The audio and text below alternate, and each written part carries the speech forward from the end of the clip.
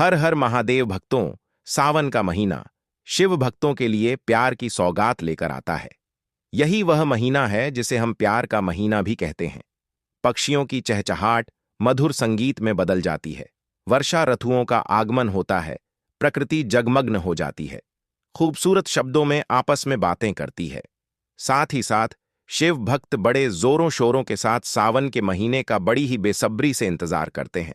सावन में भगवान शिव धरती पर आकर अपने हर भक्त के घर में वास करते हैं और उनकी सच्ची भक्ति से धन धान्य करते हैं। सावन का हर एक दिन बहुत ही शुभ माना जाता है। हर दिन पवित्र होता है। हर दिन भगवान शिव की पूजा की जाती है। लेकिन सोमवार के व्रत की बात ही कुछ और होती है। पवित्र और शुभ दिन होता है सोमवार का दिन। इस दिन व्रतधारी व्रत रखकर संपूर्ण फलों की प्राप्ति करते हैं और अगले दिन सावन के पवित्र महीने में फिर से सोमवार के व्रत के आने की कामना करते हैं, ताकि सावन में हम व्रत का फिर से संपूर्ण पालन और फल प्राप्त कर सकें। दोस्तों, आपको बता दें, इस बार सावन का महीना 2025 में 11 जुलाई और शुक्रवार के दिन पड़ेगा। सावन की समाप्ति होगी 9 अगस्त के दिन और सावन के आखिरी दिन शनिवार है। 9 अगस्त के दिन शनिवार को सावन समाप्त हो जाएंगे। दोस्तों, ऐसे में 9 अगस्त यानी शनिवार के दिन ही रक्षाबंधन का त्योहार भी मनाया जाएगा। दोस्तों, अब जानते हैं सावन के इस पवित्र महीने में कितने सोमवार पड़ेंगे और आपको कितने व्रत रखने हैं। आइए जानते हैं। सावन मास का पहला दिन 14 जुलाई दिन सोमवार है। सावन का दूसरा सोमवार व्रत 21 जुलाई दिन सोमवार है।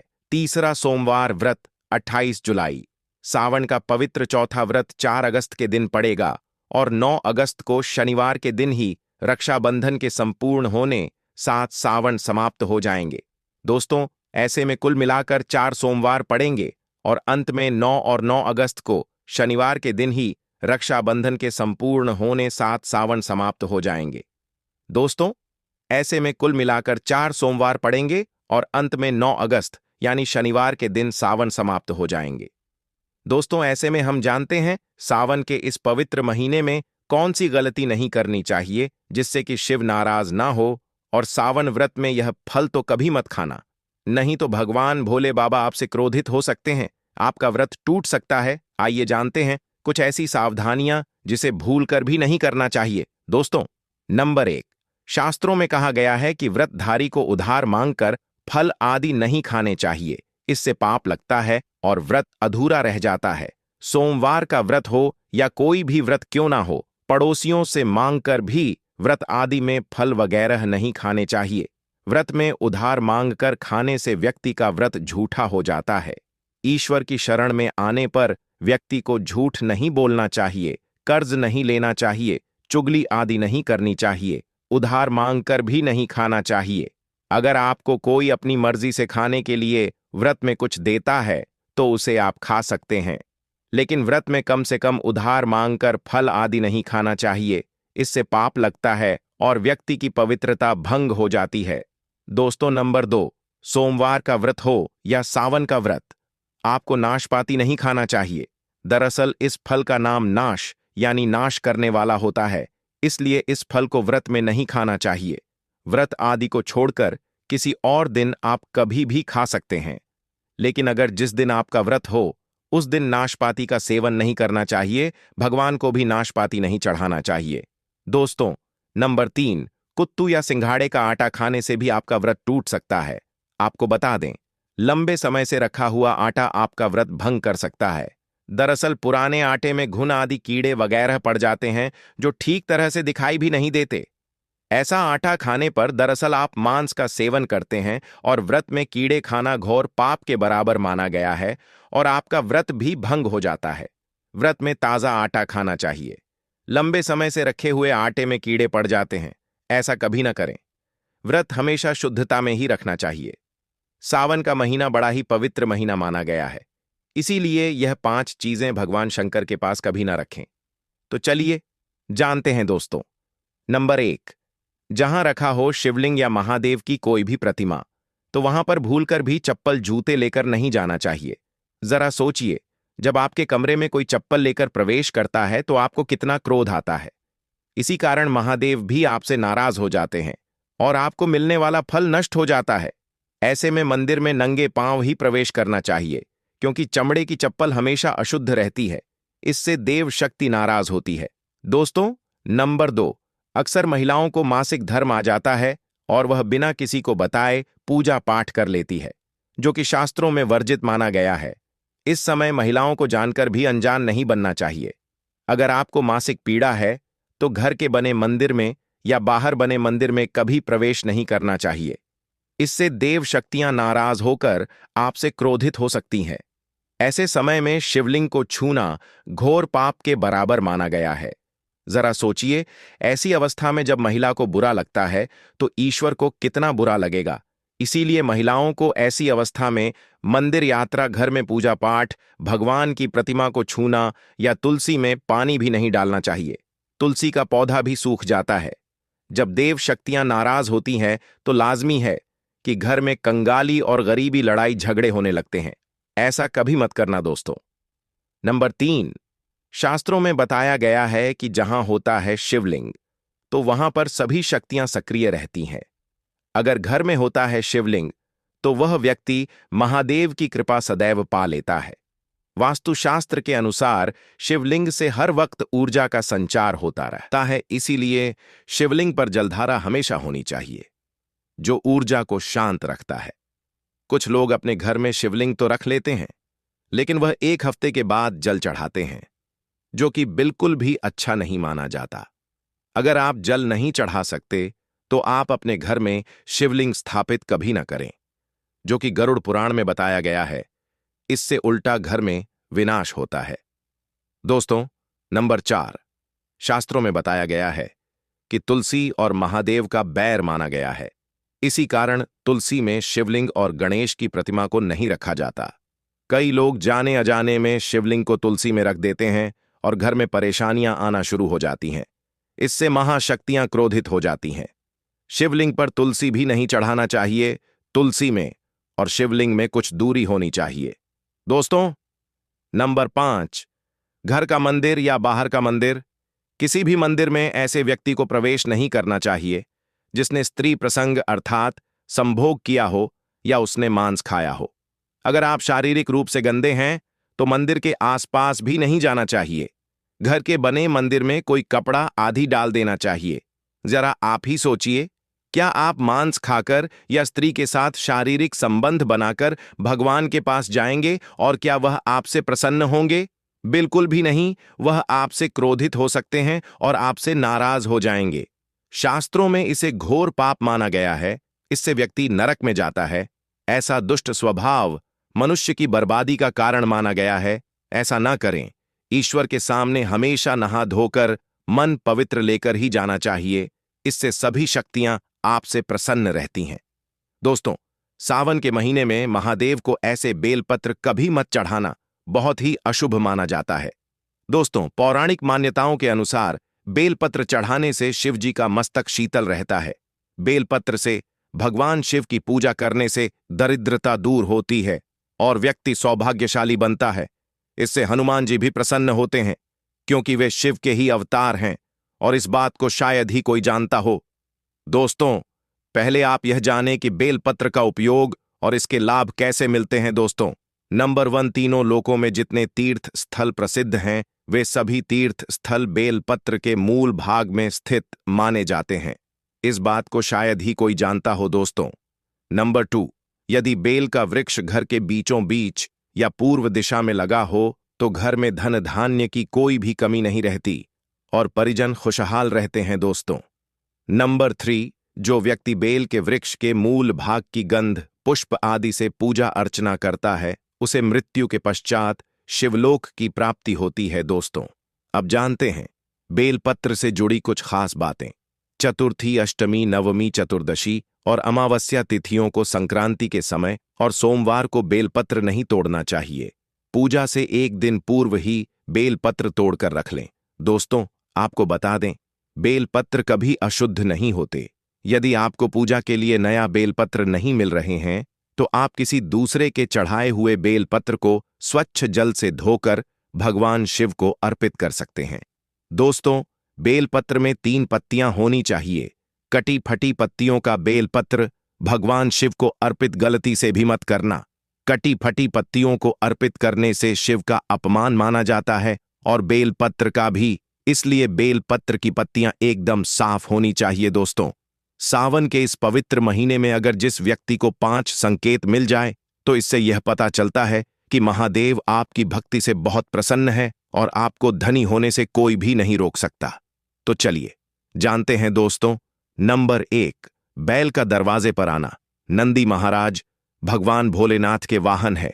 नंदी को भगवान शिव का द्वारपाल भी कहा गया है। नंदी महाराज को बुद्धि और ज्ञान का प्रतीक माना गया है। शिव के मंदिर के बाहर हमेशा नंदी महाराज विराजित रहते हैं। लेकिन अगर सावन के इस पवित्र महीने में अचानक से नंदी महाराज आपके दरवाजे पर आ जाए और घर की चौखट को सींग मारने लगे, तब आपको समझ लेना चाहिए कि भगवान शिव आपके घर में आने वाले हैं, जो कि यह एक उनके आने का संकेत है। भगवान शिव आपकी भक्ति से बहुत प्रसन्न हैं और आपके घर में खुशियां आने वाली हैं। आपको धनी होने से कोई नहीं रोक सकता। लेकिन याद रहे, नंदी महाराज को तिलक लगाकर मीठा भोग जरूर खिलाएं। दोस्तों, नंबर 2, सावन के पवित्र महीने में अचानक से आपके सपनों में अगर शिवलिंग दिखाई दे जाए, अर्थात भगवान शिव दिखाई दे जाए, तो इसे आपको यह समझना चाहिए कि अब आपके जीवन से परेशानियों का अंत जल्दी हो जाएगा। भगवान शिव आपकी सच्ची आराधना भक्ति से बहुत खुश है और वह आपके घर में आने वाले हैं। ऐसे में याद रहे, शिव की भक्ति में कोई भी कमी नहीं आनी चाहिए। घर को गंदा मत रखना, क्योंकि आपके घर में भगवान शिव आने वाले हैं। दोस्तों, नंबर 3, शास्त्रों के अनुसार माना गया है कि नीलकंठ भगवान शिव का प्रतीक है। अगर आपके घर में सावन के महीने में नीलकंठ छत पर आकर बैठ जाए तो उसे भूलकर भी मत भगाना, क्योंकि यह भगवान शिव का प्रतीक माना गया है। ऐसे में आपको खुश होना चाहिए, क्योंकि भगवान शिव आपकी भक्ति से बहुत खुश है। शास्त्रों में बताया गया है कि नीलकंठ अगर मनुष्य के घर पर आकर बैठ जाए तो साक्षात घर में महाशिव के आने के संकेत माने गए हैं। अब आपके बुरे दिन जाने वाले हैं। कहते हैं श्री राम ने इस पक्षी के दर्शन करने के बाद ही रावण पर विजय प्राप्त की थी। दोस्तों, नंबर 4, सावन के पवित्र महीने में अचानक से घर में काला सांप निकल आए तो बहुत ही शुभ माना गया है। इसे बिल्कुल भी ना मारे। यह भगवान शिव के आने का संकेत है, जिनकी भक्ति से महादेव प्रसन्न होते हैं। तब महादेव किसी खास अवसर पर ही अपने दर्शन देते हैं। सावन का महीना बहुत ही पवित्र महीना माना गया है। यही वह महीना है जिसमें भगवान शिव धरती पर आते हैं और उसी घर में अपना वास बना लेते हैं। जो सच्चा भक्त होता हो, सपनों में किसी मंदिर में नाग-नागिन का जोड़ा देखना बहुत ही शुभ माना गया है। यह घर में शिव के आने के संकेत हैं। अब आपको खुश होने की जरूरत है। दोस्तों, नंबर 5, सावन के शुभ अवसर पर सोमवार के दिन डमरू की आवाज, घंटियों की आवाज सुनाई दे जाए तो यह अत्यंत शुभ माना गया है।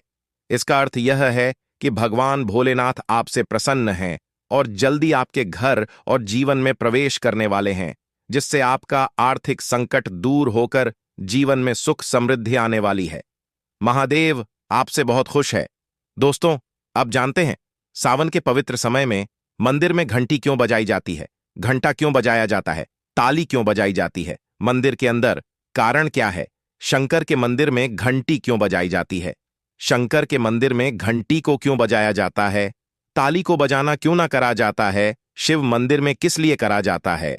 तो यह पुराण है कि मंदिर के अंदर या घर के अंदर आप गरुड़ घंटी जब जाते हो, घंटी का नाद जब करते हो, तो शिव महापुराण की कथा और लिंग पुराण की कथा, विष्णु पुराण की कथा कहती है, मात्र घंटी का नाद कर देने से जितने भूमि पर तीर्थ है, जितने साधक साधना कर रहे होते हैं, जितने तप कर रहे होते हैं, जितनी पवित्र नारी स्त्री का पालन कर रही होती है, जितने दान हो रहे होते हैं, कुछ समय पर जिस समय तुमने घंटी बजाई है, उस पल वह सारे पुण्य घंटी का नाद करते से तुम्हारे खाते में आ जाते हैं।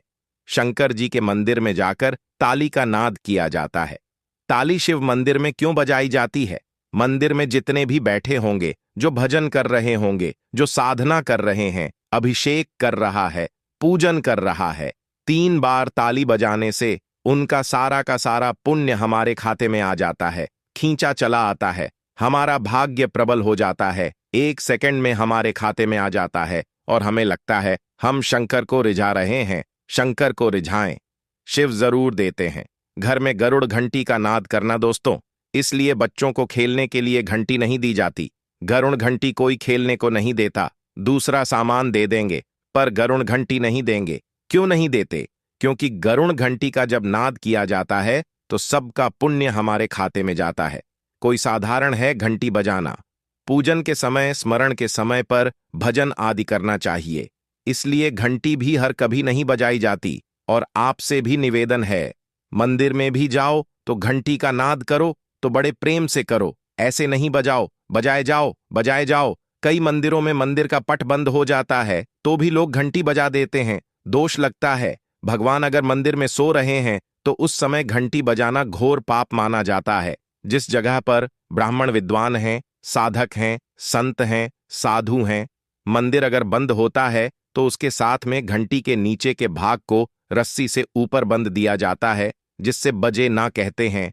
अगर भगवान अगर विश्राम कर रहे हैं, सो रहे हैं, निंद्रावश्य है या पट बंद है, कुछ समय पट बंद का समय है और घंटी का अगर नाद हो जाए तो कहते हैं 11 ब्राह्मण के भूखे रहने का दोष लग जाता है। जीवों को मात्र घंटी बजा देने पर अगर भगवान विश्राम में है, पट बंद, दरवाजा बंद और लिखा हुआ है समय मंदिर खुलने का, समय 11 बजे से 3 बजे तक मंदिर बंद होने का समय, और तुमने यदि समय देख लिया, फिर भी तुमने तो देख लिया और तुम उस समय कह रहे हो मैं दूर से आया हूं, घंटी तो बजाऊंगा, तो ऐसा करने से कई लोगों के भूखे रहने का दोष आपको लग जाता है। घंटी बजाने का सबसे शुभ समय माना जाता है सुबह 4 बजे से लेकर सुबह 11 बजे तक अत्यंत दुर्लभ और मंगलकारी माना जाता है। इस समय घंटी बजाना और रात के समय शाम 6 बजे से लेकर रात 11 बजे से पहले तक पूजा पाठ तथा घंटी बजा लेनी चाहिए, क्योंकि 12 से पहले तथा 12 के बाद मंदिर के पट बंद कर दिए जाते हैं। इस समय देवी देवता विश्राम करते हैं, निद्रा में चले जाते हैं। इस समय उन्हें जगाना मतलब घोर पाप का भागीदार बनने के बराबर है। आप अपने पुण्य नष्ट कर सकते हैं। अगर आप वाकई में भगवान शिव की कृपा प्राप्त करना चाहते हैं तो सच्चे दिल से कमेंट बॉक्स में लिखें, हर हर महादेव जरूर लिखें। और अगर आपने अभी तक वीडियो को लाइक नहीं किया है तो वीडियो को लाइक कर दें।